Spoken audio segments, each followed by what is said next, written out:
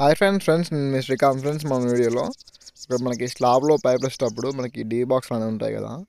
ఇది D box అనేది దీనికి క్యాప్ దగ్గర ఇక్కడ మీకు చూపిస్తున్న విధంగా ఈ విధంగా అయితే టేప్ అయితే వేసుకోవాల్సి ఉంటుంది. మనం ఈ విధంగా టేప్ ఎందుకు వేసుకోవాలంటే మనకి స్లాబ్ పోసేటప్పుడు సిమెంట్ అనేది ఉంటుంది కదా, ఆ సిమెంట్ అనేది క్యాప్ నుండి లోపలికి పోకుండా ఈ విధంగా మనకి ఫ్యాన్ బాక్స్లకి అలాగే డీ బాక్స్లకి అయితే కంప్లీట్ అయితే వేసుకోవాల్సి ఉంటుంది ఫ్రెండ్స్. ఓకే, ఇక్కడ చూసారంటే మనకి స్లాబ్ పైప్ లైన్ అయితే కంప్లీట్ అయిపోయింది టోటల్గా. ఓకే, ఇక్కడ మీరు చూడొచ్చు ఈ పైప్ లైన్ అనేది మనకి సర్వీస్ వైర్ కోసం అయితే వేస్తాము. పైప్ లైన్ అనేది స్ట్రైట్గా.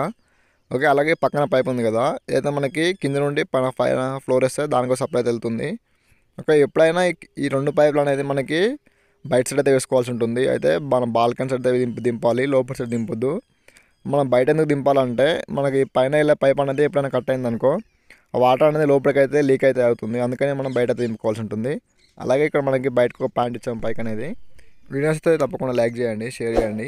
అలాగే ఇలాంటి మరిన్ని మంచి వీడియోల కోసం ఇప్పుడు సబ్స్క్రైబ్ చేసుకోండి. Thank you for watching.